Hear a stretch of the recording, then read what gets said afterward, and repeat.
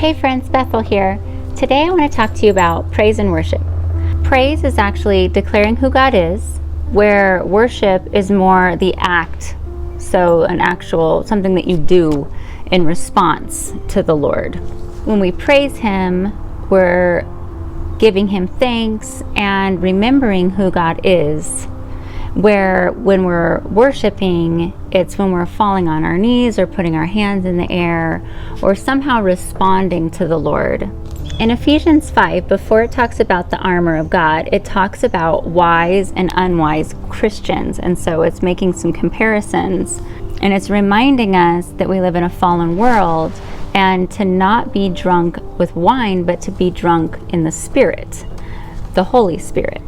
We should be addressing each other in a spiritual way. Ephesians 19 through 20 goes on to say, addressing one another in psalms and hymns and spiritual songs, singing and making melody to the Lord with your heart, giving thanks always and for everything to God the Father in the name of our Lord Jesus Christ. Now, I don't think that this scripture is saying that we need to have some kind of an awkward musical moment with our friends.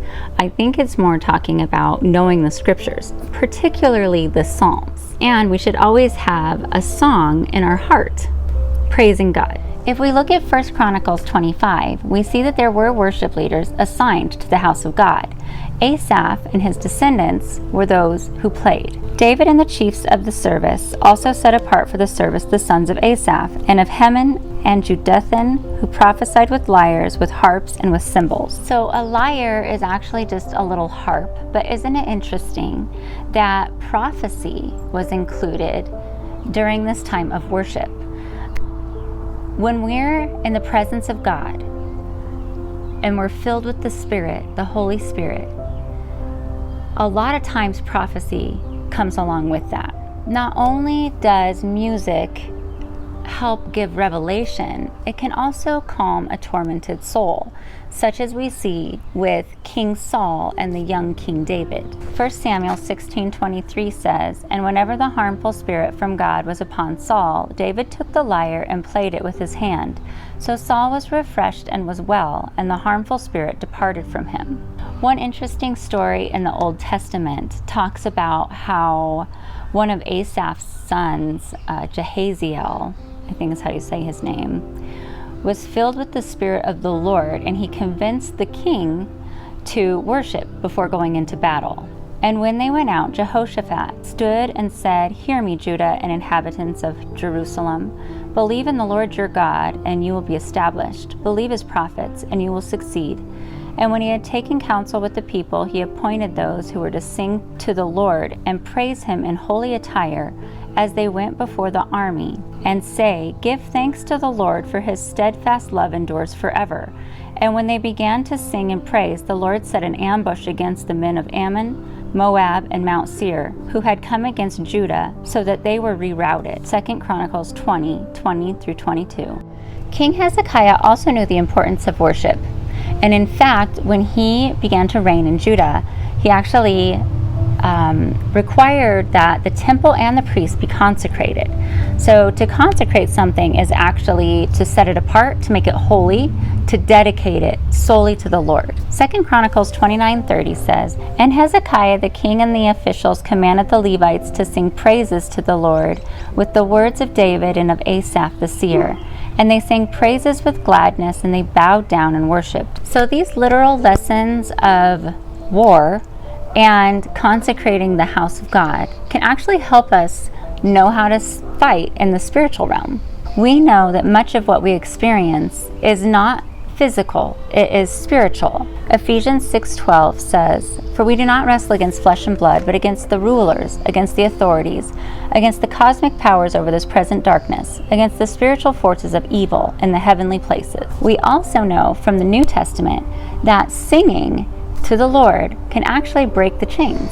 About midnight, Paul and Silas were praying and singing hymns to God, and the prisoners were listening to them, and suddenly there was a great earthquake, so that the foundations of the prison were shaken, and immediately all the doors were opened, and everyone's bonds were unfastened. Acts 16:25 through 26. If that happens in the physical world, Imagine what we can do in the spiritual when we sing praises to God. One amazing thing that happens when we worship God is that God is glorified. It's really important that we never forget that God, who is the Most High, is the most important. Let us not get caught up in the energy and the joy of music and forget the whole reason why we love it so much. Music can so easily be used as a manipulation tactic. In fact, many scholars believe that Satan was very musical, was the director of music, or somehow he had some kind of authority in music. So it would be no surprise if he was always trying to twist music. And if we think about it, music is everywhere we go. It's in the department stores, it's in the grocery stores, it's at the gas station. Everywhere we go, there's music. And for the most part, it is not godly. You know, music originally was to be a connection between us and God. And the enemy does not want that connection there. So some of us really struggle then with praise and worship music, I think, because the enemy comes in to steal that away from us. It's supposed to be a joy and a delight for us, between us and God. Psalm 42:2-3 says, "He drew me up from the pit of destruction, out of the miry bog, and set my feet upon a rock, making my steps secure. He put a new song in my mouth, a song of praise to our God." So I have to admit, when I first became a Christian, I did not understand worship music at all. Maybe because I was a party girl and I was a drinker, like I was an alcoholic, and I feel like I couldn't resonate that old life with the new life, and for some reason I couldn't separate it. And it took me a long time to realize that the Lord's music was different and it was okay to be joyful in that. I just never really had like a good understanding of what pure joyful music was. And so once I realized that, it also didn't make sense that I still wasn't worshiping God.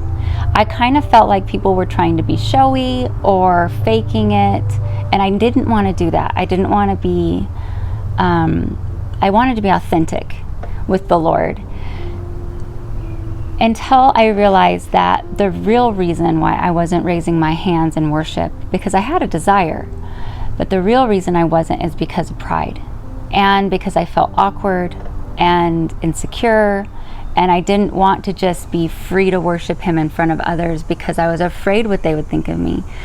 And I'm so thankful that God worked on my heart through that and helped me to see that that actually glorifies His name if I am willing to raise my hands in worship, because I truly desire to. I truly desire to worship Him and to not care what anyone thinks of that. Psalm 9:11 says, "Sing praises to the Lord who sits enthroned in Zion. Tell among the peoples His deeds." So if you struggle with worship music, I just want to encourage you and let you know that it's okay if you're feeling awkward with it. It does get better. Just try. And remember, it's just a special time. It's a special time of connection between you and God. So lift your hands, because God sees you and He loves that. Psalm 98:4 says, "Make a joyful noise to the Lord, all the earth. Break forth into joyous song and sing praises." So just a reminder, worship is an act. It is responding to God. We desperately need to draw near to God right now. And when we do that, especially when we do it through praise and worship, He will help us fight those battles. So I want to do like a quick recap of kind of this overview, because I didn't cover quite everything of all the research that I did with this video. In order to do spiritual warfare, we need to be consecrated, to be set apart. We need to have order in the worship service. We need to have ministers and worship leaders and order. We need to know the scriptures. We're actually declaring the word of God out into the atmosphere. We need to be steadfast, abiding in Jesus, and knowing who we are when we're in praise and worship. And we can praise His name and expect breakthrough. Some of the things that we see in Scripture that happen through praise and worship are victory when we're in war, being freed if we're imprisoned, being restored if we're tormented, and getting revelation if we need it through prophecy. I just want to encourage you to keep responding to God and glorify His name. And I thank you, and I'll see you again next time.